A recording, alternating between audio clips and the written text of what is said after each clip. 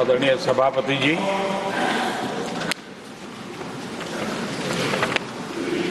आदरणीय राष्ट्रपति जी ने भारत की उपलब्धियों के बारे में, दुनिया की भारत से अपेक्षाओं के बारे में और भारत के सामान्य मानवी का आत्मविश्वास, विकसित भारत बनाने का संकल्प, इन सारे विषयों को लेकर के विस्तार से चर्चा की है।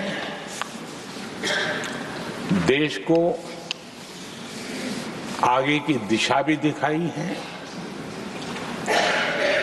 आदरणीय राष्ट्रपति जी का अभिभाषण प्रेरक भी था, प्रभावी भी था और हम सब के लिए भविष्य के काम का मार्गदर्शन भी था। मैं आदरणीय राष्ट्रपति जी के उद्बोधन पर धन्यवाद करने के लिए उपस्थित हुआ हूं।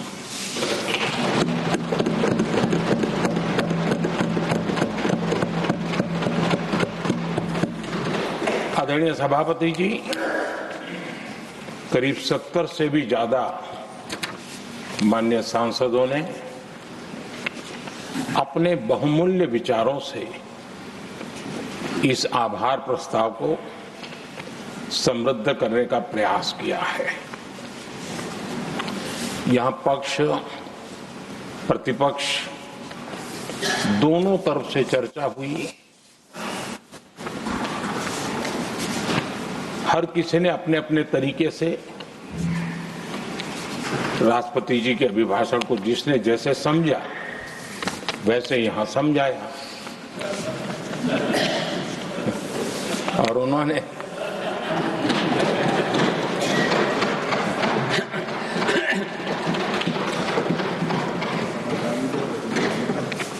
आदरणीय सभापति जी, यहां पर सबका साथ, सबका विकास, इस पर बहुत कुछ कहा गया।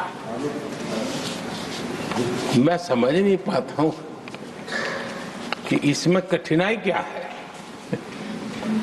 सबका साथ, सबका विकास, ये तो हम सबका दायित्व है और इसीलिए तो देश ने हम सबको यहां बैठने का अवसर दिया है और उसमें, लेकिन जहां तक कांग्रेस का सवाल है, उनसे सबका साथ, सबका विकास, इसके लिए कोई अपेक्षा करना, मैं समझता हूं कि बहुत बड़ी गलती हो जाएगी।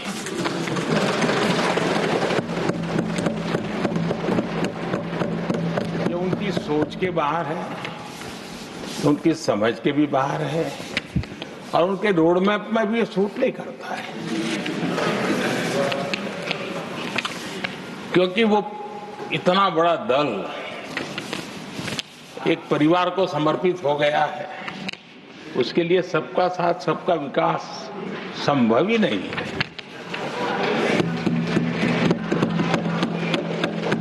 आदरणीय सभापति जी, कांग्रेस ने राजनीति का एक ऐसा मॉडल तैयार किया था जिसमें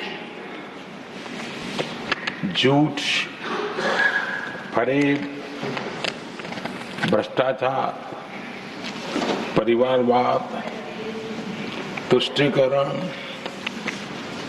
सबका गालमेल था।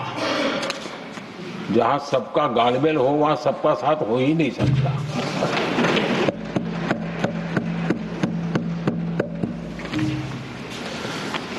आदरणीय सभापति जी, कांग्रेस के मॉडल में सर्वोपरि है फैमिली फर्स्ट और इसलिए उनकी नीति रीति, उनकी वाणी, उनका वर्तन, उस एक चीज को संभालने में ही खपता रहा है। 2014 के बाद देश ने हमें सेवा करने का अवसर दिया और मैं उन देश की जनता का आभारी हूं कि हमें तीसरी बार लगातार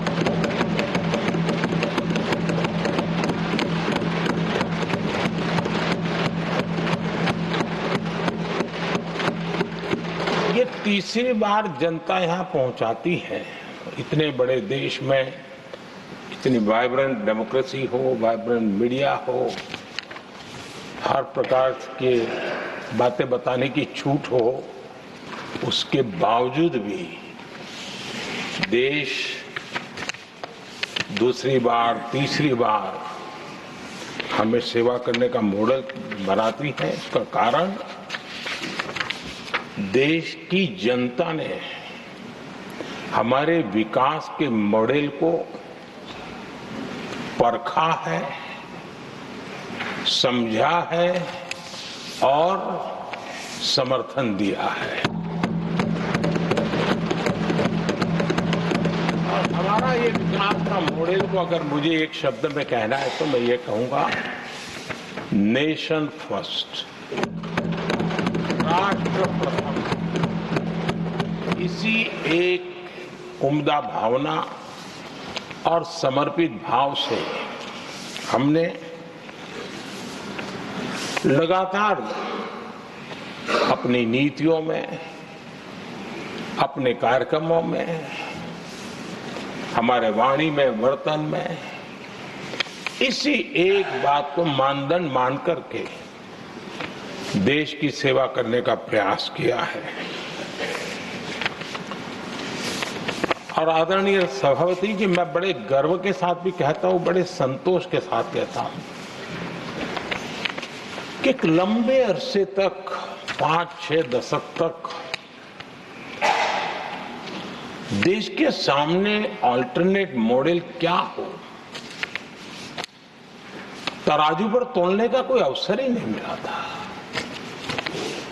लंबे अरसे के बाद 2014 के बाद देश को एक अल्टरनेट मॉडल क्या हो सकता है, अल्टरनेट कार्यशैली क्या हो सकती है, प्रायोरिटीज क्या हो सकती है, इसका एक नया मॉडल देखने को मिला है। और ये नया मॉडल तुष्टीकरण नहीं, संतुष्टीकरण पर भरोसा।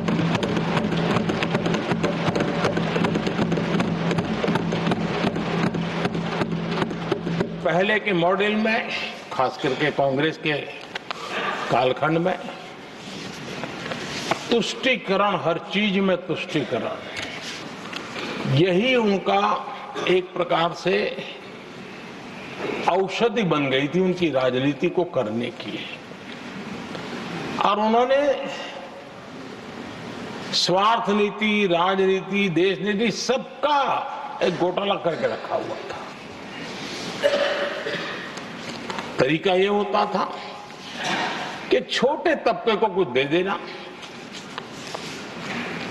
और बाकियों को तरसा कर रखना, और जब चुनाव आए तब कहना, देखो उनका मिला है, शायद आपको भी मिल जाएगा।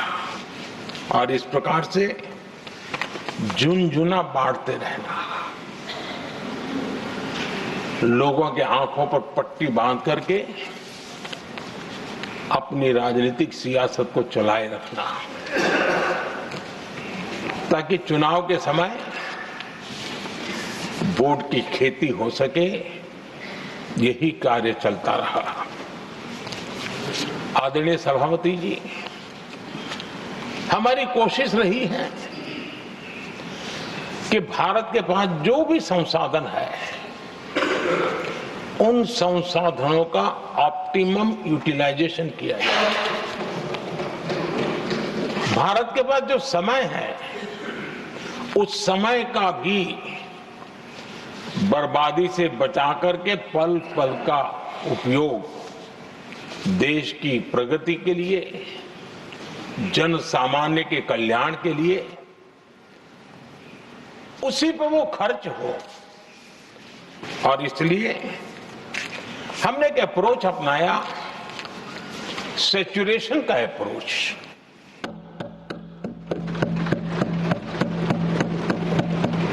पैर उतने ही लंबे करने जितनी चादर हो, लेकिन जो योजना बने, जिनके लिए वो योजना बने, उनको वो 100% उसका बेनिफिट होना चाहिए।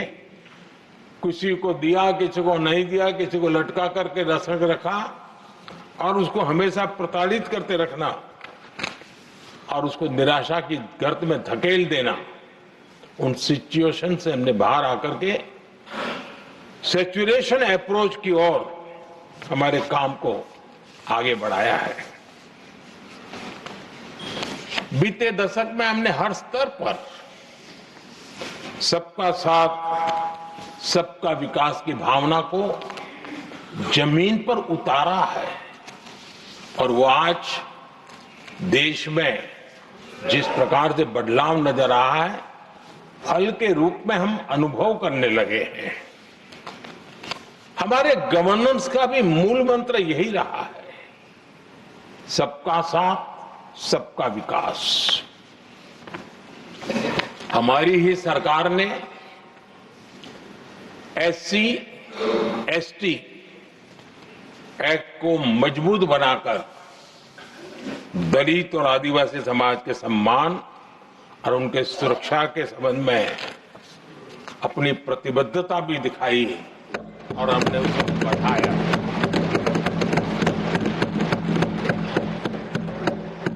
आदरणीय सभापति जी, आज जातिवाद का जहर फैलाने के लिए भरपूर प्रयास हो रहा है, लेकिन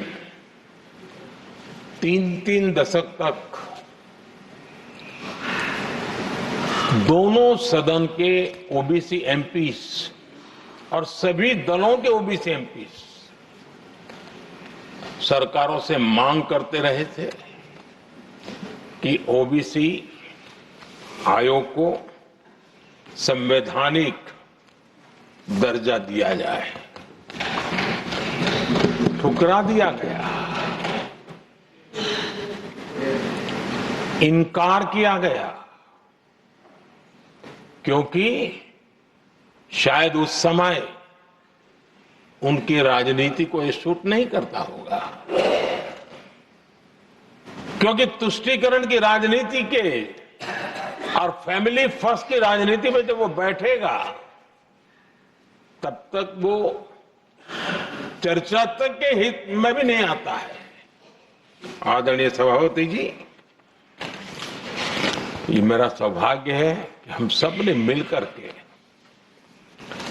3-3 दशक से मेरे ओबीसी समाज ने जिस बात के लिए मांगे की, आशाएं रखी, जिसको निराश करके रखा गया था, हमने आकर के इस आयोग को संवैधानिक दर्जा दिया।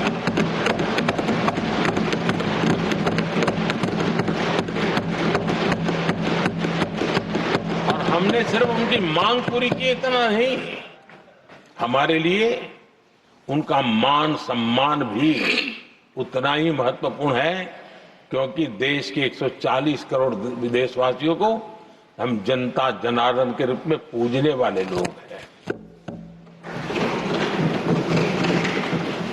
आदरणीय सभापति जी, हमारे देश में जब जब आरक्षण का विषय आया तो उसको एक तंदुरुस्त तरीके से समस्या के समाधान के लिए सत्य को स्वीकार करते हुए करने का प्रयास नहीं हुआ। हर चीज में देश में विभाजन कैसे हो, तनाव कैसे पैदा हो, एक दूसरे के खिलाफ दुश्मनी कैसे पैदा हो, वही तरीके अपनाए गए। देश आजाद होने के बाद जब जब ये प्रयास हुए हैं, इसी तरीके से हुए हैं। पहली बार हमारी सरकार ने एक ऐसा मॉडल दिया और सबका साथ सबका विकास के मंत्र की प्रेरणा से दिया कि हमने सामान्य वर्ग के गरीब को 10% आरक्षण दिया, बिना तनाव के, बिना किसी का छीन करके। और जब ये निर्णय किया तो एससी समुदाय ने भी उसको स्वागत किया, एसटी समुदाय ने भी स्वागत किया, ओबीसी समुदाय ने भी स्वागत किया। किसी को भी पेट में दर्द नहीं हुआ, क्योंकि इतना बड़ा निर्णय, लेकिन करने का तरीका था सबका साथ सबका विकास। और तब जाकर के बहुत ही स्वस्थ शांत तरीके से पूरे राष्ट्र ने इस बात को स्वीकार किया। आदरणीय सभापति जी, हमारे देश में दिव्यांगों की कभी सुनवाई जितनी मात्रा में होनी चाहिए थी नहीं हुई। जब सबका साथ सबका विकास का मंत्र होता है ना, तब मेरे दिव्यांग जन भी उस सबके कैटेगरी में होते हैं। और तब जाकर के हमने दिव्यांगों के लिए आरक्षण का विस्तार किया, दिव्यांगों के लिए सुविधाएं उपलब्ध हो, इसके लिए मिशन मोड में काम किया। दिव्यांगों के कल्याण के लिए अनेक योजनाएं बनाई, लेकिन योजनाओं को लागू भी किया। ये इसके कारण इतना ही नहीं, आदरणीय सभापति जी, ट्रांसजेंडर कम्युनिटी के अधिकारों को लेकर के हमने उसको कानूनी रूप से उसको पुख्त करने के लिए प्रामाणिकता पूर्वक प्रयास किया। सबका साथ सबका विकास के मंत्र को हम कैसे जीते हैं, ये हमने समाज के उस उपेक्षित वर्ग की तरफ भी हमने बड़ी संवेदना के साथ देखा। आदरणीय सभापति जी, भारत की विकास यात्रा में नारी शक्ति के योगदान को कोई नकार नहीं सकता, लेकिन उनको अगर अवसर मिले और वो नीति निर्धारण का हिस्सा बने तो देश की प्रगति में और गति आ सकती है। और इस बात को ध्यान में रखते हुए हमने ही, और इस सदन का पहला निर्णय हुआ, हम देशवासी गर्व कर सकते हैं, सदन इस बात के लिए याद रखा जाएगा, ये नया सदन सिर्फ उसके रूप रंग के लिए नहीं, ये नया सदन का पहला निर्णय था नारी शक्ति बंधन। इस नए सदन को हम किसी और तरीके से भी कर सकते थे, हम हमारी वाहवाही के लिए भी उपयोग कर सकते थे, पहले भी होता था, लेकिन हमने तो मातृशक्ति की वाहवाही के लिए इस सदन का आरंभ किया था।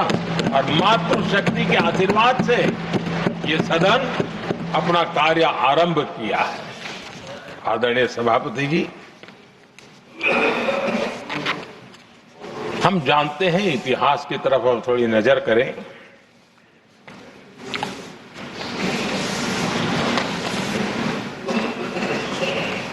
यानी मैं कह रहा हूं इसलिए नहीं, बाबा साहब आंबेडकर के साथ कांग्रेस को कितनी नफरत रही थी, उनके प्रति कितना गुस्सा था, और किसी भी हालत में बाबा साहब की हर बात के प्रति कांग्रेस चिढ़ जाती थी। और इसके सारे दस्तावेज मौजूद है। और इस गुस्से को दो बार बाबा साहब को चुनाव में पराजित करने के लिए क्या कुछ नहीं किया गया।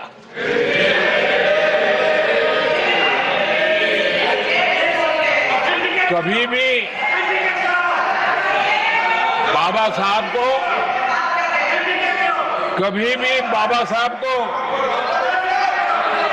भारत रत्न के योग्य नहीं समझा गया। आदरणीय सभापति जी, कभी भी बाबा साहब को भारत रत्न योग्य नहीं समझा गया। इतना ही नहीं, आदरणीय सभापति जी, इस देश के लोगों ने बाबा साहब की भावना का आदर किया, सर्व समाज ने आदर किया, और तब आज मजबूरन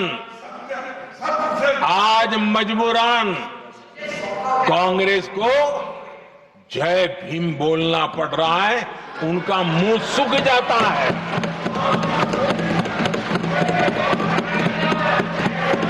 और आदरणीय सभापति जी, ये कांग्रेस भी रंग बदलने में बड़ी माहिर लग रही है।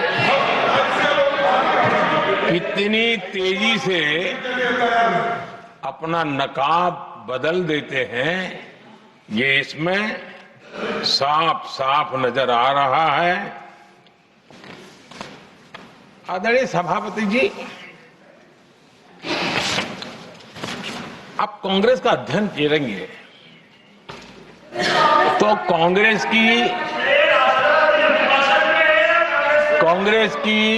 राजनीति, जैसे हमारा मूल मंत्र रहा सबका साथ सबका विकास, वैसा उनका हमेशा रहा कि दूसरे की लकीर छोटी करना।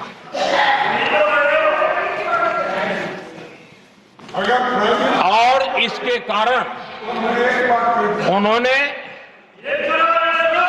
सरकारों को अस्थिर किया। किसी भी राजनीतिक दल की सरकार कहीं बनी तो उसको अस्थिर कर दिया, क्योंकि लकीर छोटी करो दूसरे की, इसी काम में वो लगे रहे।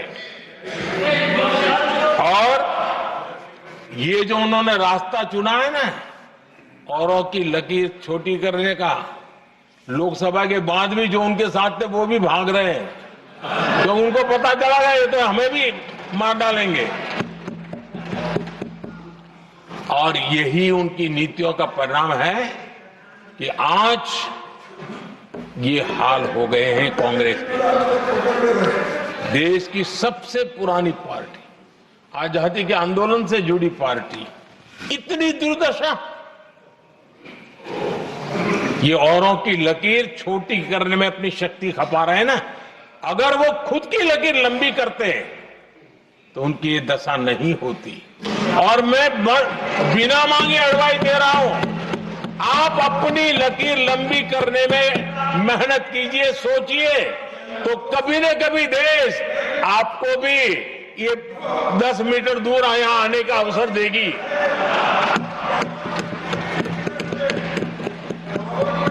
आदरणीय सभापति जी, बाबा साहब ने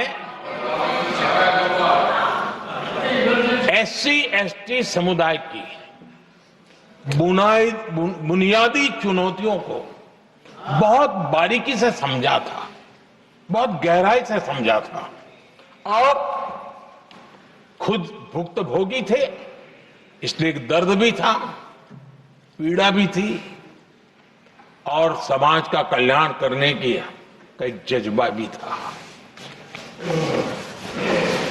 और बाबा साहब ने SC ST समुदाय के आर्थिक उन्नति के लिए एक स्पष्ट रोडमैप देश के सामने प्रस्तुत किया था, उनकी बातों में प्रस्तुत होता था।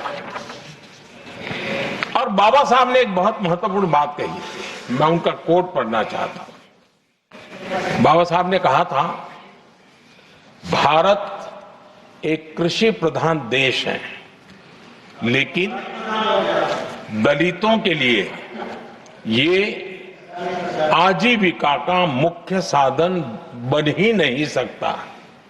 ये बाबा साहब ने कहा था। उन्होंने आगे कहा था, और इसके कई कारण हैं।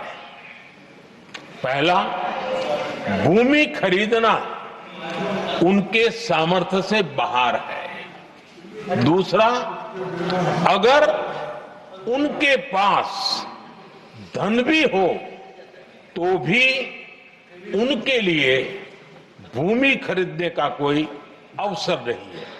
बाबा साहब ने ये एक एनालिसिस किया था और इस परिस्थिति का एनालिसिस करते हुए उनको तो सुझाव था, उन्होंने आग्रह किया था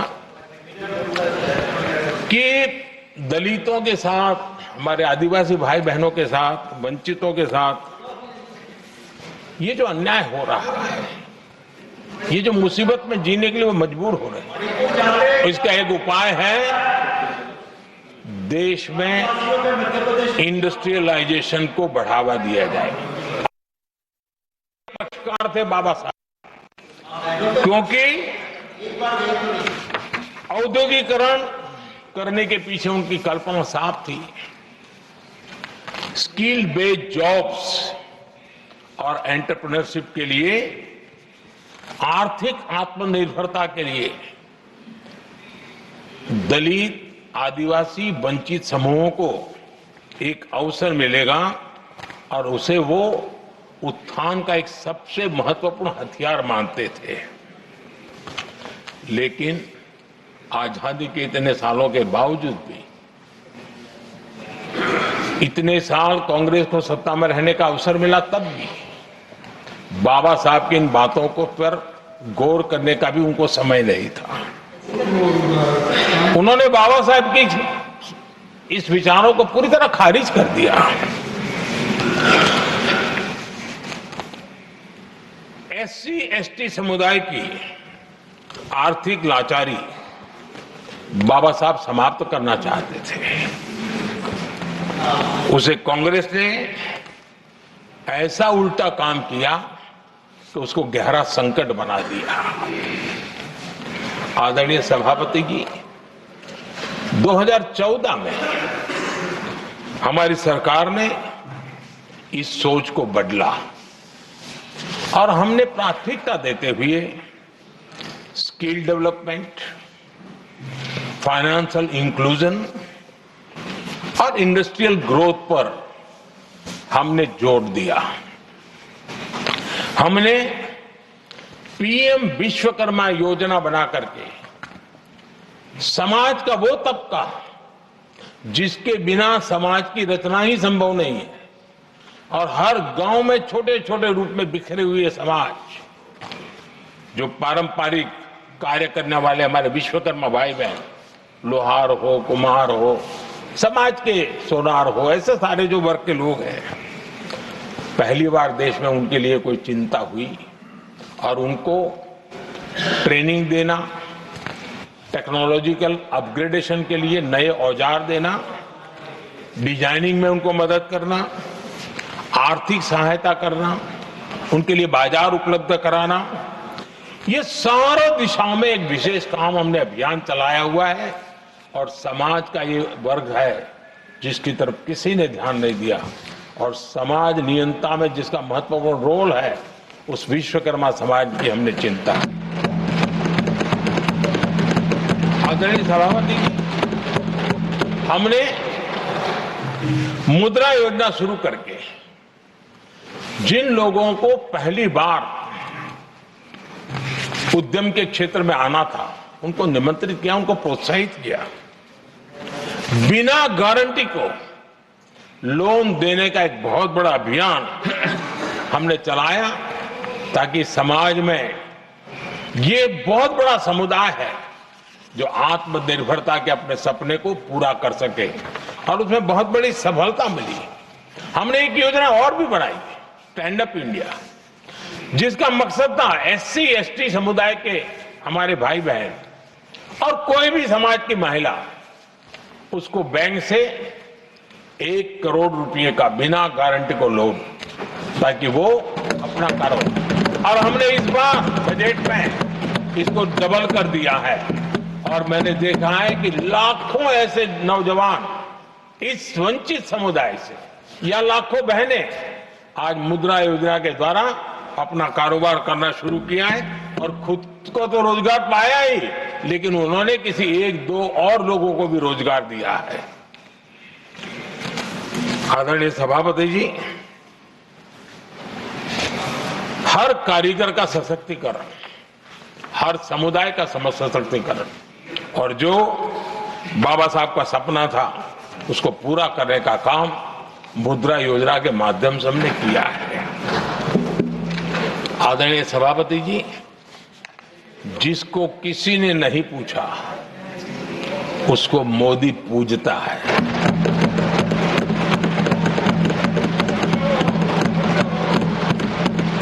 गरीब, वंचित, उसकी का कल्याण, ये हमारी प्राथमिकता है। इस वर्ष के बजट में भी आप देखिए, लेदर इंडस्ट्री, फुटवेयर इंडस्ट्री, ऐसे अनेक छोटे दायरे के विषयों को हमने स्पर्श किया है और इसका सबसे बड़ा लाभ गरीब और वंचित समुदाय के लोगों को मिलने वाला है, जो इस बजट में घोषणा की। अब उदाहरण के रूप में टॉयज की बात करें, समाज के इस प्रकार के वर्ग के लोग ही टॉयज बनाने के काम में हैं। हमने उस पर ध्यान केंद्रित किया। बहुत सारे गरीब परिवारों को अनेक प्रकार की उसमें मदद दी गई और उसका परिणाम आज आया है कि टॉयज हम एक्सपोर्ट करने की आदत में फंसे हुए थे, आज इंपोर्ट करने की आदत में फंसे हुए थे, आज हमारे टॉय 3 गुना एक्सपोर्ट हो रहे हैं और जिसका फायदा समाज के एक बहुत ही नीचे के तबके में जीने वाले, मुसीबतों से गुजारा करने वाले समुदाय को मिल रहा है। आदरणीय सभापति जी, हमारे देश में एक बहुत बड़ा समुदाय है, मछुआरा समुदाय। इन मछुआरे साथियों के लिए हमने एक अलग मिनिस्ट्री तो बनाई, लेकिन जो बेनिफिट किसान क्रेडिट में किसानों को मिलता था, हमने वो किसान क्रेडिट कार्ड के सारे बेनिफिट हमारे मछुआरे भाई बहनों को भी दिए, ये सुविधा दी। अलग मिनिस्ट्री बनाई, ये काम किया और करीब 40,000 करोड़ रुपया हमने इसके अंदर इंफ्यूज किया है। फिशरीज सेक्टर को बल दिया है और इसका प्रयास इन प्रयासों का परिणाम ये आया है कि हमारा मछली उत्पादन 2 गुना और एक्सपोर्ट भी 2 गुना हुआ है और जिसका सीधा बेनिफिट हमारे मछुआरे भाई बहनों को हुआ है। यानी समाज के सबसे उपेक्षित हमारे बंधु हैं, उनको हमने सबसे ज्यादा प्राथमिकता दे करके हमने काम करने का प्रयास किया है। आदरणीय सभापति जी, यहाँ जो जातिवाद का जहर फैलाने की जिनको नया शौक लग गया है, हमारे देश के आदिवासी समाज, उन आदिवासी समाज में भी कई स्तर की स्थितियां हैं। कुछ समूह ऐसे हैं जिनकी संख्या बहुत कम है और जो करीब देश में 200-300 जगह पे बिखरे हुए हैं और कुल आबादी उनकी बहुत कम है, लेकिन वो ऐसे उपेक्षित रहे हैं, उनकी बारीकियों को जाने तो दिल दहलाने वाली बात है। और मेरा सद्भाग्य रहा कि राष्ट्रपति जी से इस विषय में मुझे काफी गाइडेंस मिला, क्योंकि उस समाज को काफी निकट से राष्ट्रपति जी जानती है और उसी में से आदिवासी समाज में भी बहुत वंचित अवस्था में जीने वाला एक जो छोटा तबके के लोग व बिखरे पड़े लोग हैं, उनको विशेष रूप से योजना में लाने का प्रयास हुआ और हमने पीएम जनमन योजना बनाई और 24,000 करोड़ रुपए ताकि उनको कुछ सुविधाएं मिले, उनके कल्याण के काम हो और वे भी सबसे पहले तो अन्य आदिवासी समाज की बराबरी तक तो पहुंचे और फिर पूरे समाज की बराबरी करने के लिए योग्य बने। उस दिशा में हमने काम किया है। आदरणीय सभापति जी, समाज के अलग अलग तबकों की चिंता तो की है। हमने देश के अलग अलग भूभाग में भी कुछ ऐसी स्थितियां हैं कि जिसमें बहुत पिछड़ापन है। जैसे हमारे सीमावर्ती गांव, उनको बैकवर्ड विलेज करके छोड़ दिया गया था, आखिरी गांव करके छोड़ दिया गया था। हमने सबसे पहले मनोवैज्ञानिक परिवर्तन लाया। हम ये जो दिल्ली पहले और बाद में सब धीरे धीरे जो जाए दूर जाता जाए आखिर चला जाए, हमने बदल दिया। हमने तय किया कि सीमा पर जो लोग हैं वो पहले और वो अंदर की तरफ आता जाए। जहां सूरज की किरण सबसे पहले आती है और जहां सूरज की आखिरी किरण भी जिनके पास होती है, ऐसे आखिरी गांव उनको हमने फर्स्ट विलेज के रूप में विशेष दर्जा देते हुए, विशेष योजना बनाते हुए हमने उनके विकास के कामों को, इतना ही नहीं, उसको प्राथमिकता इतनी दी कि मैंने पिछले टर्म में मंत्री परिषद के साथियों को ऐसे दूर दराज के गांवों में 24 घंटे रुकने के लिए भेजा था। और -15 डिग्री वाले कुछ विलेजेस थे, वहां भी हमारे मंत्री वहां जाकर के रुके थे, उनको समझने का, उनकी समस्याओं के समाधान के लिए प्रयास किया था। और हमने 15 अगस्त 26 जनवरी में जो मेहमान बुलाते हैं, उसमें भी ये जो सीमा पर बसे हुए हमारे पहले विलेज है, आज उनके प्रधानों को हम 26 जनवरी 15 अगस्त में बुलाते हैं। राष्ट्रपति जी के यहाँ एट होम में होते हैं, क्योंकि हमारी कोशिश है सबका साथ सबका विकास, और इसलिए खोजते रहते हैं कि हम किसको अभी भी पहुंचना बाकी है, चलो जल्दी करो। आदरणीय सभापति जी, वाइब्रेंट विलेज की योजना देश की सुरक्षा के लिए भी बहुत उपयोगी हो रही है, बहुत महत्वपूर्ण हो रही है, और हम उसको भी बल दे रहे हैं। आदरणीय सभापति जी, राष्ट्रपति जी ने गणतंत्र के 75 वर्ष के मौके पर संविधान निर्माताओं से प्रेरणा लेने का भी आग्रह अपने अभिभाषण में किया है। मैं आज बड़े संतोष के साथ कह सकता हूं कि हमारे संविधान निर्माताओं की जो भावना थी, उसी का आदर करते हुए, उसी से प्रेरणा लेते हुए हम आज आगे बढ़ रहे हैं। कुछ लोगों को लगता होगा ये यूसीसी क्या लाए हैं, लेकिन जो संविधान सभा की डिबेट पढ़ेंगे उनको पता चलेगा कि हम उस भावना का यहां लाने का प्रयास कर रहे हैं। कुछ लोगों की राजनीति आड़े आती होगी, लेकिन हम संविधान निर्माताओं की इस भावना को जीते हैं ना, तब जाकर के ये साहस करते हैं और कमिटमेंट के साथ पूरा करने का प्रयास करते हैं। आदरणीय सभापति जी, संविधान निर्माताओं का आदर करना चाहिए था। संविधान निर्माताओं के एक एक बात से प्रेरणा लेने की थी, लेकिन ये कांग्रेस है जिसने आजादी के तुरंत बाद ही संविधान निर्माताओं की भावनाओं की धज्जियां उड़ा दी थी। और ये दुख के साथ मुझे कहना पड़ रहा है। आप कल्पना कर सकते थे कि जब देश में चुनी हुई सरकार नहीं थी, एक स्टॉप गैप अरेंजमेंट था चुनाव तक का, वो स्टॉप गैप अरेंजमेंट में जो बैठे थे महाशय, उन्होंने संविधान में संशोधन कर दिया। आते ही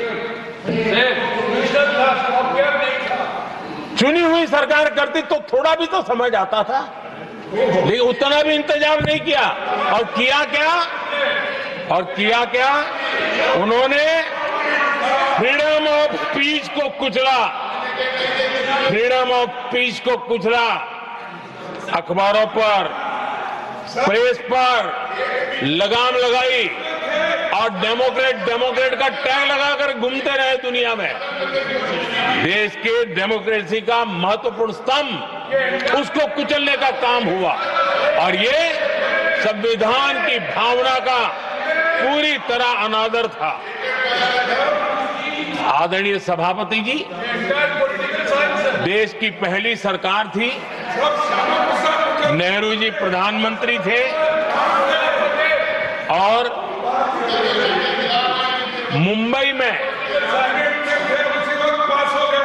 जब नेहरू जी प्रधानमंत्री थे तब मुंबई में मजदूरों की एक हड़ताल हुई। उसमें मशहूर गीतकार मजरूह सुल्तानपुरी जी ने एक गीत गाया था, कॉमनवेल्थ का दास है। ये कविता उन्होंने गाई थी। कविता गाने मात्र के गुणे में नेहरू जी ने देश के एक महान कवि को जेल में ठूस दिया।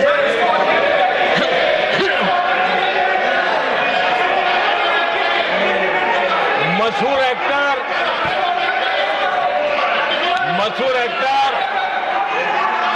बलराज साहनी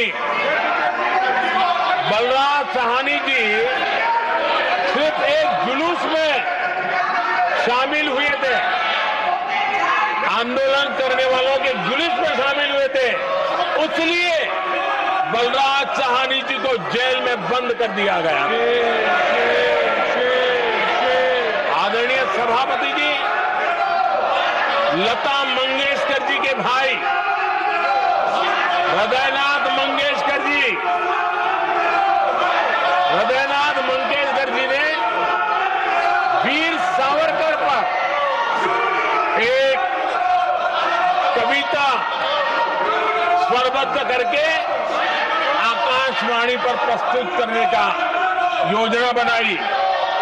इतने मात्र पर हृदयनाथ मंगेशकर जी को आकाशवाणी से हमेशा के लिए बाहर कर दिया गया। आदरणीय सभापति जी, इसके बाद देश ने इमरजेंसी का भी दौर देखा है। आदरणीय सभापति जी, इस देश ने इमरजेंसी का भी दौर देखा है। संविधान की किस प्रकार से कुचला गया, संविधान के स्पिरिट को किस प्रकार से रौंदा गया और वो भी सत्ता सुख के लिए किया गया, ये देश जानता है। और इमरजेंसी में प्रसिद्ध सिने कलाकार देवानंद जी से आग्रह किया गया कि वे इमरजेंसी का समर्थन करें पब्लिकली। देवानंद जी ने साफ साफ इमरजेंसी पर समर्थन करने से इनकार कर दिया। उन्होंने हिम्मत दिखाई और इसलिए दूरदर्शन पर देवानंद जी की सभी फिल्मों को प्रतिबंधित कर दिया गया।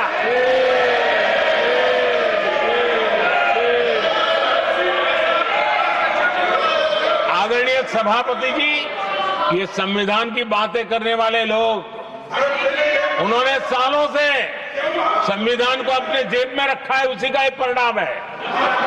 संविधान का सम्मान नहीं किया है।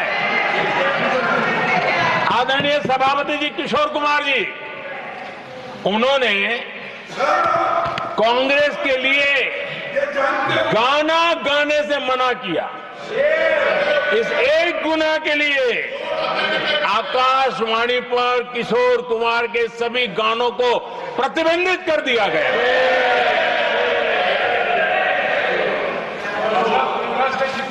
आदरणीय सभापति जी, मैं इमरजेंसी के उन दिनों को भूल नहीं सकता और शायद आज भी वो तस्वीरें मौजूद है। ये जो लोकतंत्र की बातें करते हैं, मानव गरिमा की बातें करते हैं, और बड़े बड़े भाषण देने के लिए शौकीन लोग हैं। आपातकाल में जॉर्ज फर्नांडिस समेत देश के महानुभावों को हथकड़ियां पहनाई गई थी, जंजीरों से बांधा गया था। संसद के सदस्य, देश के गणमान्य नेता, उनको हथकड़ियां और जंजीरों से बांधा गया था। इनके मुंह में संविधान शब्द शोभा नहीं देता है।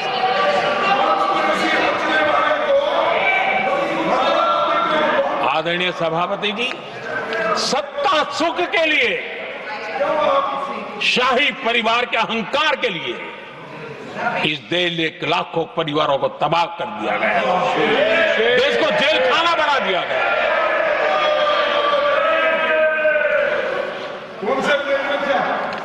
बहुत लंबा संघर्ष चला।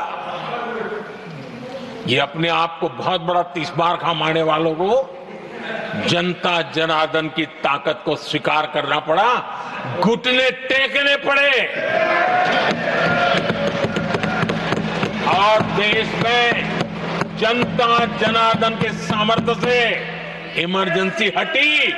ये भारत के लोगों की रगों में जो लोकतंत्र है ना, उसी का परिणाम था।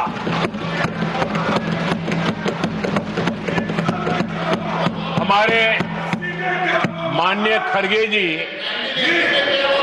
आपके सामने बढ़िया बढ़िया शेर सुनाते रहते हैं और उनका शौक है शेर सुनाने का। और सभापति जी आप भी बड़ा मजा लेते हैं।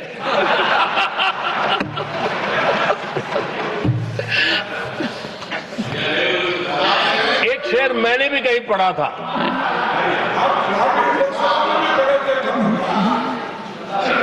तमाशा करने वालों को क्या खबर, तमाशा करने वालों को क्या खबर, हमने कितने तूफानों को पार कर दिया जलाया है, हमने कितने तूफानों को पार कर दिया जलाया है। आदरणीय सभापति जी,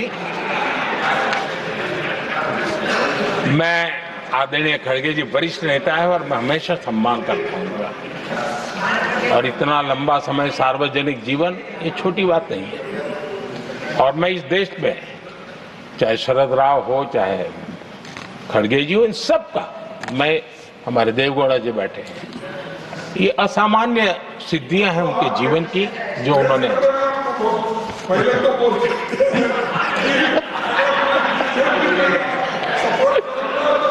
ऐसा है खड़गे जी, आपको आपके घर में तो ये बातें सुनने को नहीं मिलेगी, नहीं बता दूंगा।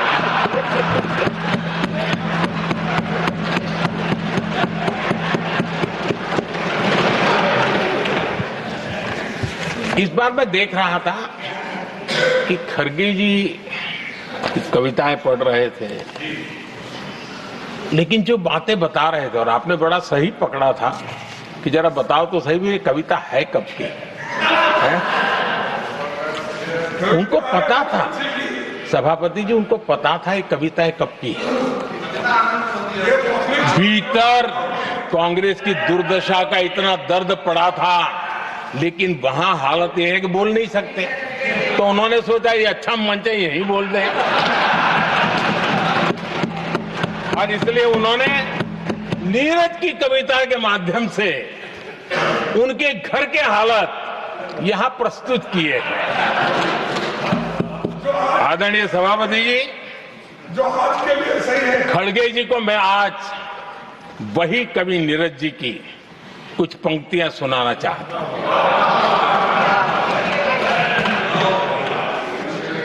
कांग्रेस सरकार का जो दौर था उस समय नीरज जी ने ये कविताएं लिखी थी और उसमें उन्होंने कहा था, है बहुत अंधियारा, है बहुत अंधियारा, अब सूरज निकलना चाहिए,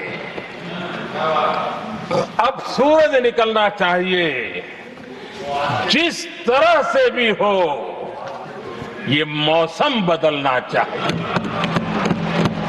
जिस तरह से भी हो ये मौसम बदलना चाहिए। नीरज जी ने कांग्रेस के उस कालखंड में ये कविता कही।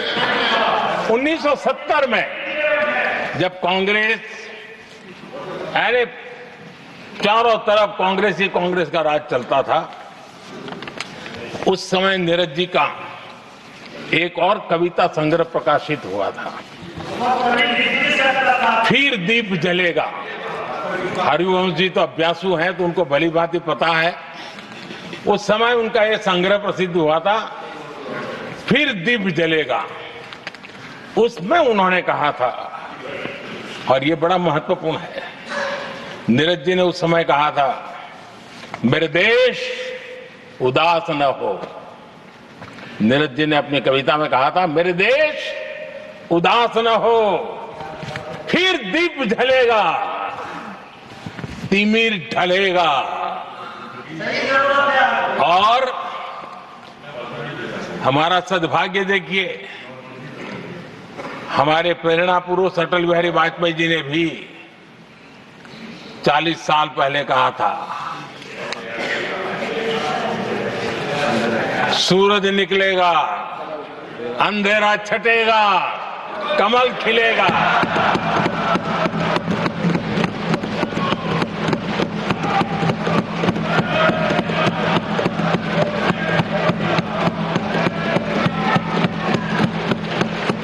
आदरणीय नीरज जी ने कहा था, जब तक कांग्रेस का सूरज चमकता रहा, देश ऐसा ही अंधेरे में रहता रहा। कई दशक तक ऐसे ही हाल बने रहे। आदरणीय सभापति जी, गरीबों को शक्ति देने के लिए, गरीबों के सशक्तिकरण के लिए जितना काम हमारे कार्यकाल में हुआ है, हमारी सरकार के द्वारा हुआ है, इतना पहले कभी नहीं हुआ। गरीबों का सशक्तिकरण और गरीब ही गरीबी को परास्त करे, उस दिशा में हमने योजनाओं को आकार दिया। और मुझे मेरे देश के गरीबों पर भरोसा है, उनके सामर्थ्य में भरोसा है। अगर अवसर मिल जाए ना, तो वो हर चुनौतियों को पार कर सकता है। और गरीब ने करके दिखाया, योजनाओं का लाभ लेते हुए, अवसरों का फायदा उठाते हुए, सशक्तिकरण के माध्यम से 25 करोड़ गरीबी को परास्त करने में सफल हुए। 25 करोड़ लोगों को गरीबी से बाहर निकालना, ये हमारे लिए गर्व का विषय है कि हमने एक बहुत बड़ा काम किया है। जो लोग गरीबी से निकले हैं, कठोर परिश्रम करके निकले हैं, सरकारी पर भरोसा करते हुए, योजनाओं को आधार बना करके, और आज गरीबी से निकलकर वो एक न्यू मिडिल क्लास हमारे देश में अर्जित हुआ है। आदरणीय सभापति जी, मेरी सरकार इस न्यू मिडिल क्लास और मिडिल क्लास के साथ डट करके खड़ी है और बहुत कमिटमेंट के साथ हम खड़े हैं। हमारी न्यू मिडिल क्लास और मिडिल क्लास की आकांक्षाएं आज देश के लिए गति देने वाली शक्ति है। हमारे देश की एक नई ऊर्जा है, देश की प्रगति का सबसे बड़ा आधार है। हम मिडिल क्लास के, न्यू मिडिल क्लास के सामर्थ्य को बढ़ाना चाहते हैं। हमने मिडिल क्लास के लिए एक बहुत बड़े हिस्से को टैक्स में इस बजट में जीरो कर दिया है।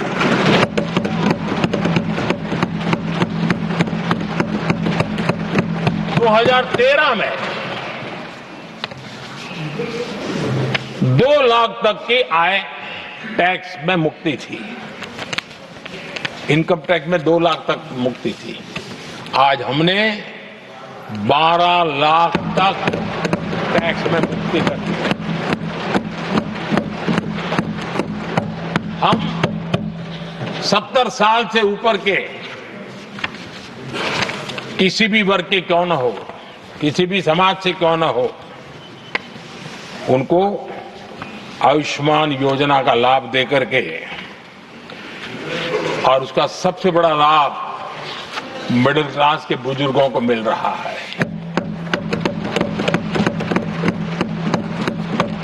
आदरणीय सभापति जी, हमने देश में 4 करोड़ घर बनाकर हमारे देशवासियों को दिए, जिसमें से 1 करोड़ से ज्यादा घर शहरों में बने हैं। हमने घर खरीदने वालों के साथ बहुत बड़ा फ्रॉड हुआ करता था, उनको सुरक्षा देना बहुत जरूरी था, और इसी सदन में हमने रेरा का कानून बनाया है, जो आज मध्यम वर्ग के घर के सपने के खिलाफ जो रुकावटें थी, उसको दूर करने एक महत्वपूर्ण हथियार बना है। इस बार बजट में स्वामी इनिशिएटिव लाया गया है, जो हाउसिंग प्रोजेक्ट अटके हुए हैं, जिसमें मध्यम वर्ग के पैसे रुके हुए हैं और उनकी सुविधाएं अटकी हुई हैं, उनके उस काम के लिए 15,000 करोड़ रुपया इस बजट में हमने आवंटित किया है, ताकि मध्यम वर्ग के उन सपनों को पूरा कर सकें। आदरणीय सभापति जी, स्टार्टअप का रिवॉल्यूशन जिसको आज दुनिया ने देखा है, और उसका एक प्रभाव भी है। ये स्टार्टअप चलाने वाले कौन है? ये स्टार्टअप चलाने वाले नौजवान ज्यादातर मिडिल क्लास के नौजवान हैं। आज पूरी दुनिया भारत के प्रति आकर्षित है, खास करके G20 समूहों की देश के 50-60 स्थानों पर जो मीटिंगें हुई, उसके कारण भारत को जो पहले सभी दिल्ली, मुंबई या बेंगलुरु मानते थे, भारत को विशालता का उनको पता चला है, और आज विश्व का भारत के टूरिज्म के प्रति आकर्षण बढ़ा है। और जब टूरिज्म बढ़ता है तो व्यवसाय के भी अनेक अवसर आते हैं, और उसका लाभ भी हमारे मिडिल क्लास को बहुत मिलने वाला है, उनके आय के साथ। आदरणीय सभापति जी, आज हमारा मिडिल क्लास आत्मविश्वास से भरा हुआ है, और ये अभूतपूर्व है। ये अपने आप में एक बहुत बड़ा सामर्थ्य बना देता है देश का, और मुझे पूरा विश्वास है कि भारत का मध्यम वर्ग विकसित भारत के संकल्प को साकार करने के लिए कमर कस करके खड़ा हो गया है, हमारे साथ चल पड़ा है। आदरणीय सभापति जी, विकसित भारत के निर्माण में सबसे बड़ा रोल देश के युवाओं का है। हमें डेमोग्राफी का डिविडेंड, उस पर हमारा भी बल है। जो अभी स्कूल कॉलेज में है, वही विकसित भारत के सबसे बड़े लाभार्थी बनने वाले हैं, और इसलिए उनके अंदर एक स्वाभाविक भाव है कि जैसे जैसे उनकी उम्र बढ़ेगी, वैसे वैसे देश की विकास की यात्रा बढ़ेगी, और जो उनके लिए एक बहुत बड़ा और एक प्रकार से विकसित भारत का बेस हमारे यहाँ स्कूल कॉलेज के नौजवान है, वो हमारा सामर्थ्य है। पिछले 10 साल में लगातार इस तबके को, इस बेस को मजबूत करने के लिए हमने बहुत सोची समझी रणनीति के तहत काम किया है। 21वीं सदी की शिक्षा कैसी होनी चाहिए, शिक्षा नीति के लिए पहले सोचा तक नहीं गया। जो चलता है चलने दो, जैसा होता है होते रहो। करीब 3 दशक के अंतराल के बाद नई राष्ट्रीय शिक्षा नीति लेकर के हम आए। 3 दशक के अंतराल। इस नीति के तहत बहुत सारे इनिशिएटिव हैं। उसमें एक की मैं चर्चा करता हूं, पीएम श्री स्कूल। ये पीएम श्री स्कूल आज करीब 10-12 हजार स्कूल ऑलरेडी बन चुके हैं और नए बनाने की दिशा में हम आगे बढ़ रहे हैं। आदरणीय सभापति जी, एक महत्वपूर्ण निर्णय हमने शिक्षा नीति में बदलाव लाया है। मातृभाषा में पढ़ाई और मातृभाषा में परीक्षा, इस पर हमने बल दिया है।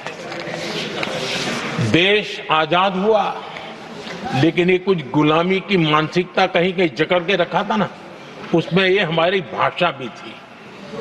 हमारी मातृभाषा के साथ घोर अन्याय हुआ और गरीब का बच्चा, दलित का बच्चा, आदिवासी का बच्चा, वंचित का बच्चा वो इसलिए रुक जाए ताकि उसको लैंग्वेज नहीं आती है। ये उसके साथ घोर अन्याय था। और सबका साथ सबका विकास का मंत्र मुझे चैन से सोने नहीं देता था। और इसमें मैंने कहा कि देश में मातृभाषा में शिक्षा, मातृभाषा में डॉक्टर बने, मातृभाषा में इंजीनियर बने। जिनको अंग्रेजी भाषा पढ़ने नसीब नहीं हुई, उनके सामर्थ्य को हम रोक नहीं सकते। हमने बहुत बड़ा बदलाव किया है और उसके कारण आज गरीब माँ का, विधवा माँ का भी बच्चा आज डॉक्टर इंजीनियर के सपने देखने लगा। आदिवासी युवाओं के लिए एकलव्य मॉडल स्कूलों का हमने विस्तार किया है। 10 साल पहले करीब 150 एकलव्य विद्यालय थे, आज 470 है, 470 हो चुके। और अब हम 200 और ज्यादा एकलव्य स्कूल की दिशा में आगे बढ़ रहे हैं। आदरणीय सभापति जी, हमने सैनिक स्कूलों में भी बहुत बड़ा रिफॉर्म किया और सैनिक स्कूलों में हमने बेटियों को भी प्रवेश की व्यवस्था की। आप स्वयं सैनिक स्कूल के विद्यार्थी रहे। पहले बेटियों के लिए उसके दरवाजे बंद थे और आप भी जानते हैं कि सैनिक स्कूलों का महात्मा क्या होता है, उसका सामर्थ्य क्या होता है, जिसने आप जैसे व्यक्तियों को जन्म दिया है। अब वो अवसर मेरे देश की बेटियों को भी मिलेगा। हमने सैनिक स्कूल के दरवाजे खोल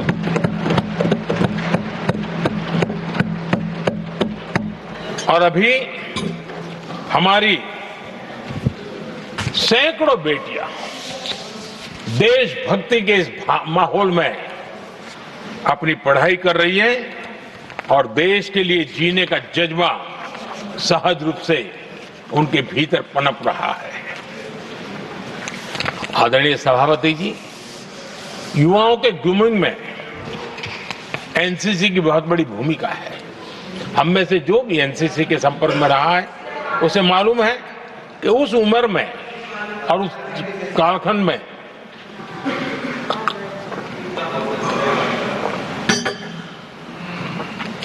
एक बहुत सुनहरा अवसर होता है व्यक्ति के विकास में, सर्वांगीण विकास में।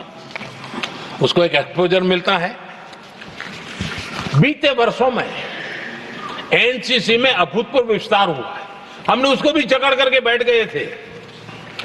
2014 तक एनसीसी में करीब 14 लाख कैडेट हुआ करते थे। आज वो संख्या 20 लाख पार कर गई।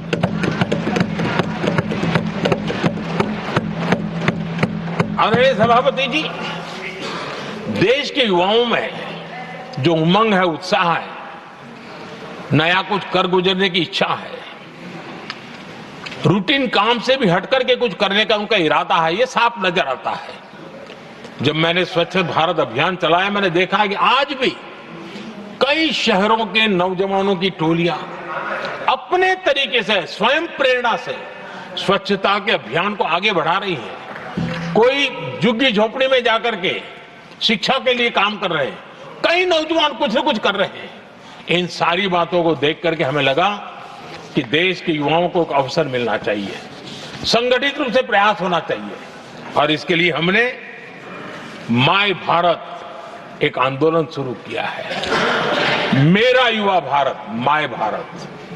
आज करीब 1.5 करोड़ से ज्यादा युवाओं ने उसमें अपनी रजिस्ट्री करवाई है और देश के वर्तमान विषयों पर चर्चा करना, मंथन करना, समाज को जागरूक करना, सक्रियता से ये नौजवान अपनी प्रेरणा से कर रहे हैं।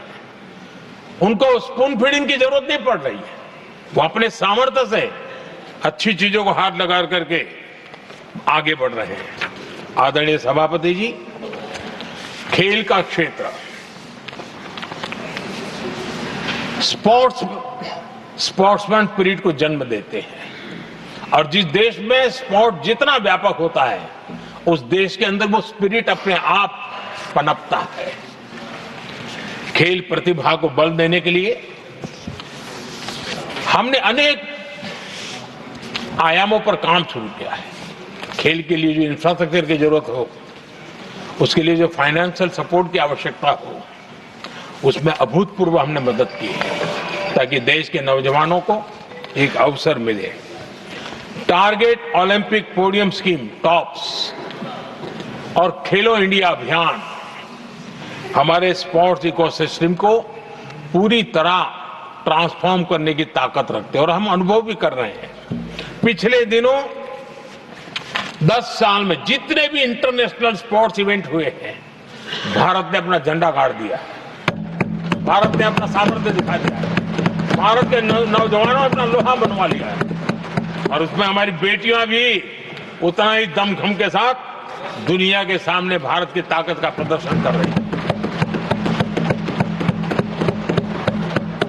आदरणीय सभापति जी, किसी भी देश को विकासशील से विकसित की जो यात्रा होती है उसमें जन कल्याण के कामों का अपना महत्व है, लोक कल्याण के कामों का अपना महत्व है, लेकिन इंफ्रास्ट्रक्चर एक बहुत बड़ा कारण होता है, बहुत बड़ी ताकत होता है और विकासशील से विकसित की यात्रा इंफ्रास्ट्रक्चर से गुजरती है और हमने इंफ्रास्ट्रक्चर का इस महत्व को समझा है और हमने इस पर बल दिया है। और जब इंफ्रास्ट्रक्चर की बात होती है तो ये भी जरूरी है कि वो समय सर पूरे हो, जिसकी हम कल्पना करें, योजना करें, आवश्यकता समझे, लेकिन लटके रहे तो उसका फायदा नहीं मिलता है, उससे टैक्सपेयर का पैसा भी बर्बाद होता है और देश उस लाभ से वंचित रह जाता है, अनेक सालों तक इंतजार करता है, उसका बहुत बड़ा भारी नुकसान होता है जिसको शब्दों में गिना नहीं जा सकता है। कांग्रेस के कालखंड में अटकाना, भटकाना, लटकाना ये उनका कल्चर बन गया और उसके कारण ये राजनीति का हिस्सा था। इस प्रोजेक्ट को करने देना, नहीं करने देना, उसमें राजनीतिक तराजू रहता था। सबका साथ सबका विकास का मंत्र नहीं होता था। एक भी नहीं होना।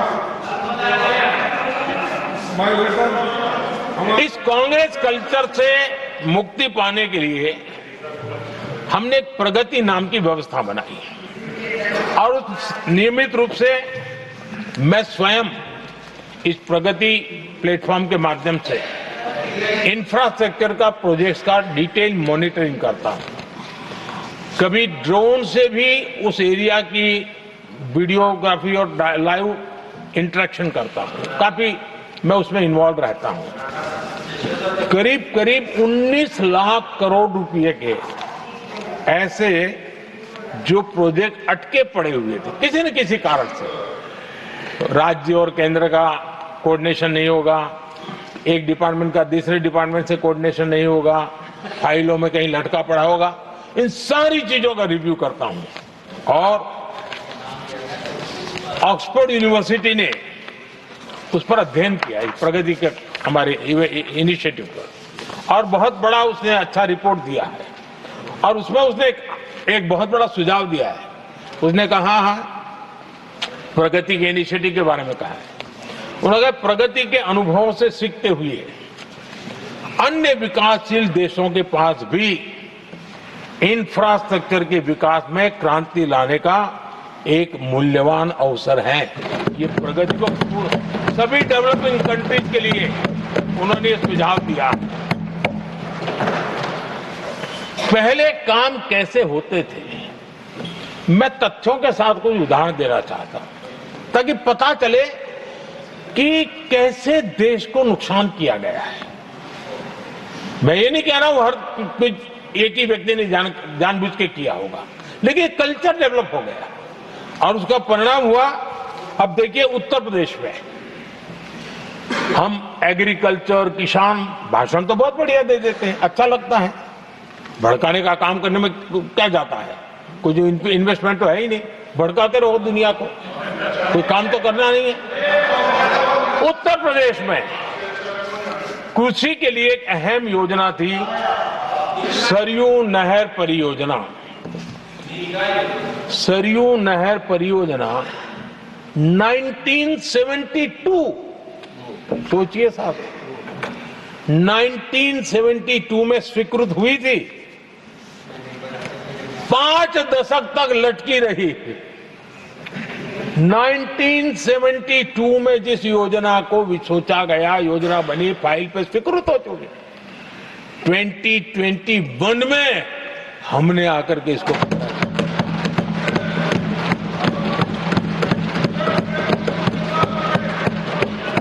आदरणीय सभापति जी, जम्मू कश्मीर की Udhampur Srinagar Baramulla rail line, Udhampur Srinagar Baramulla rail line in 1994 में स्वीकृत हुई थी। 1994 में ये रेल लाइन भी वर्षों तक लटकी रही। 3 दशक बाद आखिरकार हमने 2025 में इसे पूरा किया।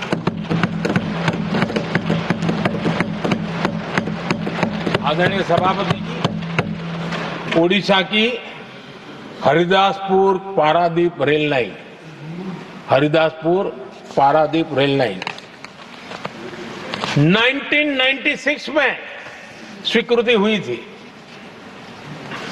ये भी वर्षों तक अटकी रही और ये भी 2019 में हमारे कार्यकाल में पूरी हुई। आदरणीय सभापति जी, असम का बोगीबिल ब्रिज 1998 में स्वीकृत हुआ था, ये भी हमारी सरकार ने 2018 में पूरा किया। और मैं ऐसे आपको सैकड़ों उदाहरण दे सकता हूं। अटकाना, लटकाना, भटकाना, ये कल्चर कितने देश को बर्बाद किया है, सैकड़ों उदाहरण दे सकता हूं। आप कल्पना कर सकते हैं, कांग्रेस ने अपने कार्यकाल में देश के लिए, देश जिसके लिए हकदार था, जो होने की संभावनाएं भी थी, इस प्रगति का न करते हुए कितनी बर्बादी की है, इसका आप अंदाज लगा सकते हैं। इंफ्रास्ट्रक्चर प्रोजेक्ट्स में सही प्लानिंग और सही एजुकेशन, इसके लिए पीएम गति शक्ति नेशनल मास्टर प्लान बनाया है। पीएम गति शक्ति में जो लोग डिजिटल वर्ल्ड में इंटरेस्टेड हैं, उनके लिए जरूरी है समझना, और मैं तो चाहूंगा इसको राज्यों ने भी उपयोग करना चाहिए। पीएम गति शक्ति प्लेटफॉर्म में 1600 डेटा लेयर्स हैं हमारे देश के अलग अलग कामों के, और निर्णय प्रक्रिया को तेज करते हैं, सरल करते हैं, और उसको लागू करने में भी बहुत तेजी से उसको लागू किया जा सकता है। तो आज गति शक्ति प्लेटफॉर्म अपने आप में एक बहुत बड़ा इंफ्रास्ट्रक्चर के काम को गति देने वाला आधार बन गया है। आदरणीय सभापति जी,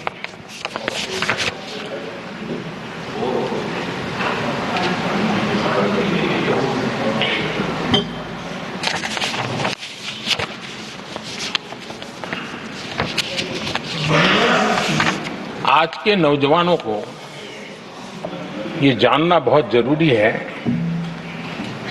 कि उनके माँ बाप को मुसीबतों से जिंदगी क्यों गुजारनी पड़ी, देश की ऐसी हालत क्यों हुई, उनको जानना बहुत जरूरी है। अगर बीते दशक में डिजिटल इंडिया के लिए हम प्रोएक्टिव न होते, हम कदम न उठाते, तो आज जैसी सुविधाएं लेने में हमें कई साल इंतजार करना पड़ता। ये हमारे प्रोएक्टिव डिसीजन और प्रोएक्टिव एक्शन का परिणाम है कि आज हम समय के साथ या कहीं कहीं समय से आगे चल रहे हैं। आज देश में 5G टेक्नोलॉजी दुनिया में सबसे तेज गति से व्याप्त हमारे देश में हो रहा है। आदरणीय सभापति जी, मैं अतीत के अनुभवों से कह रहा हूं, कंप्यूटर हो, मोबाइल फोन हो, एटीएम हो, ऐसी कई टेक्नोलॉजी दुनिया के कई देशों में हमारे से बहुत पहले पहुंच चुकी थी, लेकिन भारत में आते आते दशकों बीत गए तब जाकर के पहुंचा। अगर मैं हेल्थ की बात करूं, बीमारी की बात करूं, टीकाकरण की बात करूं, जैसे चेचक, बीसीजी का टीका, जब हम गुलाम थे तब दुनिया में वो टीकाकरण हो रहा था, कुछ देशों में हो चुका था, लेकिन भारत में ये दशकों बाद आया।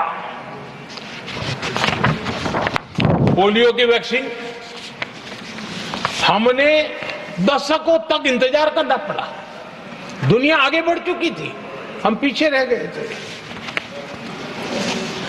कारण यह था कांग्रेस ने देश की व्यवस्था को ऐसे जकड़ करके रखा था। उनको लगता था सारा ज्ञान सरकार में जो बैठे हैं उन्हीं को है, वही सब कर लेंगे, और उसी का एक परिणाम था लाइसेंस परमिट राज। मैं देश के नौजवानों को कहूंगा, लाइसेंस परमिट राज का कितना जुल्म था, देश विकास नहीं कर सकता था, और लाइसेंस परमिट राज यही कांग्रेस की पहचान बन गई थी। आदरणीय सभापति जी, कंप्यूटर का जब शुरुआती दौर था तो कंप्यूटर को इंपोर्ट करना चाहता है तो उसके लिए लाइसेंस लेना होता था कंप्यूटर लाने के लिए, और कंप्यूटर लाने के लाइसेंस पाने में भी सालों लग जाते थे। आदरणीय सभापति जी, वो दिन थे मकान बनाने के लिए सीमेंट चाहिए तो सीमेंट के लिए भी परमिशन लेना पड़ता था मकान बनाने के। इतना ही नहीं सभापति जी, शादी ब्याह में अगर चीनी की जरूरत हो, चीनी चाय पिलानी हो, तो भी लाइसेंस लेना पड़ता था। मेरे देश के नौजवानों को पता होना, और मैं आजाद भारत की बात कर रहा हूं, मैं अंग्रेजों के कालखंड की बात नहीं कर रहा हूं, कांग्रेस के कालखंड की बात कर रहा हूं। और कांग्रेस के एक पूर्व वित्त मंत्री जो अपने आप को बहुत ज्ञानी मानते हैं, उन्होंने माना था कि लाइसेंस परमिट के बिना कोई काम होते नहीं है, सारे काम लाइसेंस परमिट के रास्ते से ही गुजरते हैं। और उन्होंने ये भी कहा था कि लाइसेंस परमिट बिना रिश्वत को नहीं होता है। मैं कांग्रेस के वित्त मंत्री ने जो कहा वो कह रहा हूं, बिना रिश्वत को नहीं होता है। अब कोई बहुत आसानी से समझ सकता है, उस जमाने में रिश्वत मतलब हाथ की सफाई कौन करता था भाई, ये कौन पंजा था, वो पैसा कहां जाता था, देश का नौजवान भली भांति समझ सकता है। यही इस सदन में कांग्रेस के एक माननीय सदस्य हैं, मौजूद है, जिनके पिताजी के पास खुद के पैसे थे, किसी से लेना नहीं था, और कार खरीदना चाहते थे। यहां मौजूद एक एमपी है कांग्रेस के, उनके पिताजी खुद के पैसे से कार खरीदना चाहते थे। 15 साल तक उनको कार के लिए इंतजार करना पड़ा था कांग्रेस के राज में।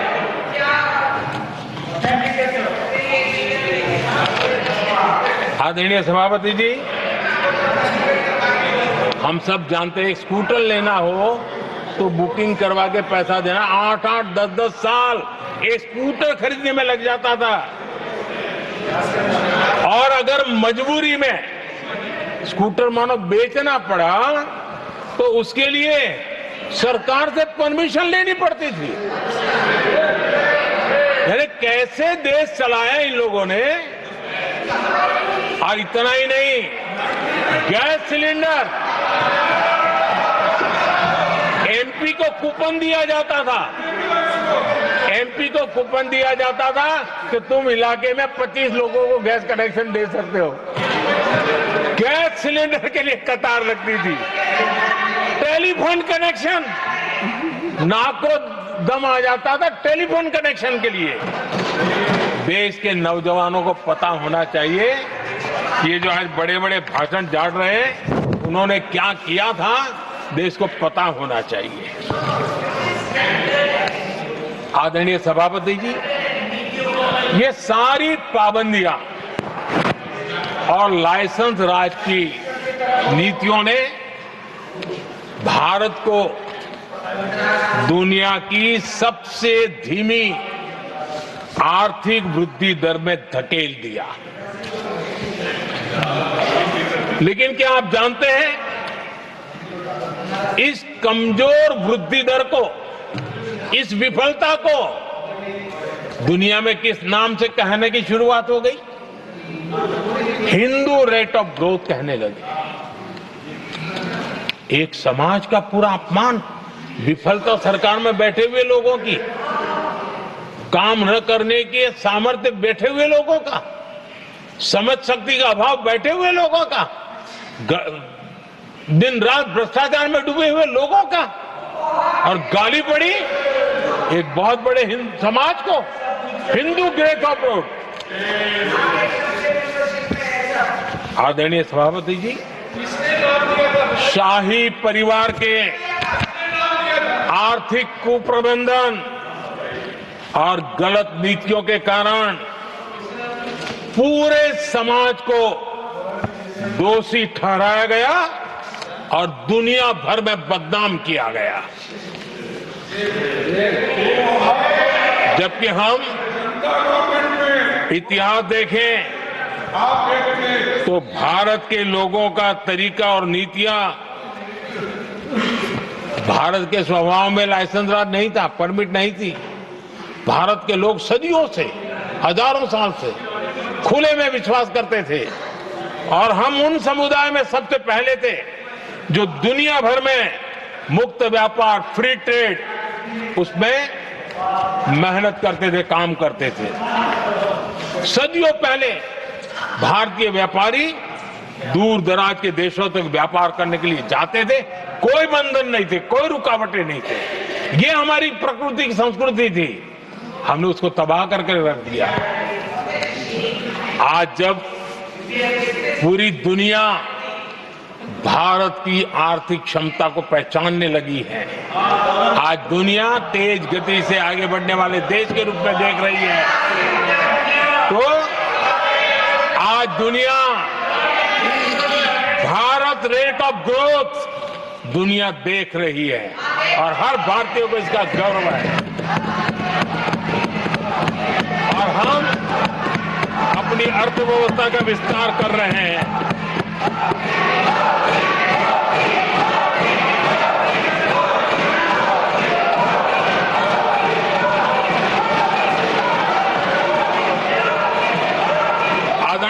सभापति जी,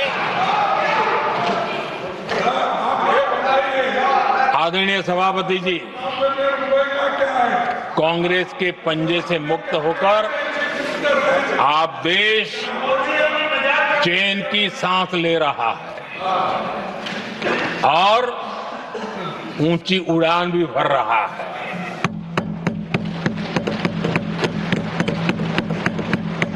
कांग्रेस के लाइसेंस राज और उसकी कुनीतियों से बाहर निकलकर हम मेक इन इंडिया को बढ़ावा दे रहे हैं। भारत में मैन्युफैक्चरिंग बढ़ाने के लिए हमने पीएलआई स्कीम शुरू की, एफडीआई से जुड़े रिफॉर्म्स किए। आज भारत दुनिया का दूसरा सबसे बड़ा मोबाइल प्रोडक्शन वाला देश बना है।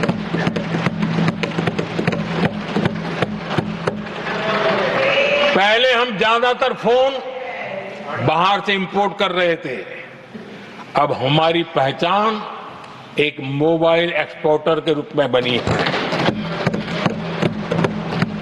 आदरणीय सभापति जी, आज भारत की पहचान डिफेंस मैन्युफैक्चरिंग की बनी है। 10 साल में हमारा डिफेंस प्रोडक्ट्स 10 गुना एक्सपोर्ट बढ़ा है। 10 साल में 10 गुना बढ़ा है। आदरणीय सभापति जी, भारत में सोलर मॉड्यूल मैन्युफैक्चरिंग भी 10 गुना बढ़ गए हैं।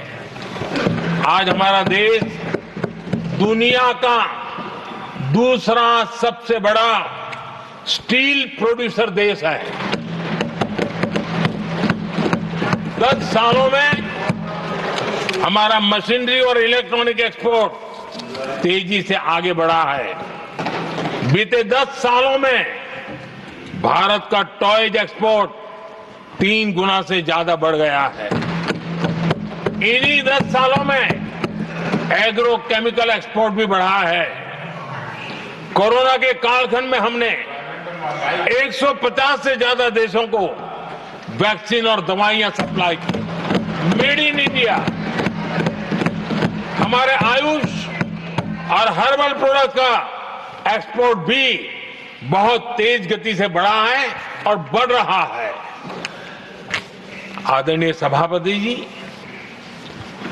खादी जो कांग्रेस ने की तो सबसे बड़ा एक काम करते रहे खादी के लिए, तो भी मुझे लगता है हाँ ये आजादी के आंदोलन के लोगों से कुछ प्रेरणा आगे बढ़ा रहे हैं, वो भी नहीं किया।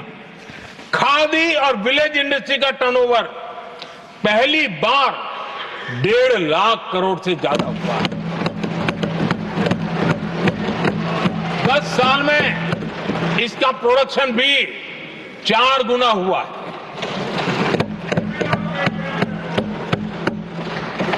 इस सारी मैन्युफैक्चरिंग का बहुत बड़ा लाभ हमारे एमएसएमई सेक्टर को मिला है। इससे देश में बड़ी संख्या में रोजगार के अवसर तैयार हुए हैं। आदरणीय सभापति जी, हम सभी जनता के प्रतिनिधि हैं। हम जनता जनार्दन के सेवक हैं। जनप्रतिनिधि के लिए देश और समाज का मिशन ही सब कुछ होता है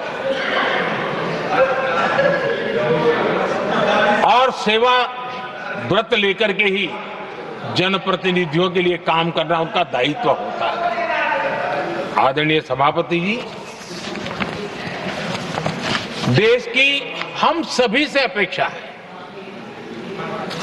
कि हम विकसित भारत को आत्मसात करने के लिए कोई कमी हमारी तरफ से नहीं रहनी चाहिए। हम सबका सामूहिक दायित्व होना चाहिए। ये देश का संकल्प है, ये किसी सरकार का संकल्प नहीं है, किसी व्यक्ति का संकल्प नहीं है, 140 करोड़ देशवासियों का संकल्प है। और सभापति जी, मेरे शब्द लिख करके रखिए, जो लोग विकसित भारत के संकल्प से अपना को अछूता रखेंगे देश उनको अछूता कर देगी। हर किसी को जुड़ना पड़ेगा। अब बच करके नहीं रह सकते, क्योंकि भारत का मिडिल क्लास, भारत का नौजवान पूरी ताकत के साथ देश को आगे बढ़ाने में जुट चुका है। और इसलिए आदरणीय सभापति जी, जब प्रगति की राह पर देश चल पड़ा है, विकास की नई ऊंचाइयों को देश अर्जित कर रहा है, तब हम सबकी भूमिका बड़ी महत्वपूर्ण है। सरकारों में विरोध होना लोकतंत्र का स्वभाव है, नीतियों का विरोध होना लोकतंत्र का जिम्मेवारी भी है, लेकिन घोर विरोधवाद, घोर निराशावाद और अपनी लकीर लंबी नहीं करनी, दूसरी लकीर को छोटा करने की कोशिशें विकसित भारत में रुकावट बन सकती है। हमें उसे मुक्त होना होगा और हमें आत्ममंथन भी करना होगा, निरंतर मंथन करना होगा। मुझे भरोसा है कि सदन में जो चर्चा हुई है उसमें से जो उत्तम चीजें हैं उसको लेकर के हम आगे बढ़ेंगे और हमारा मंथन जारी रहेगा।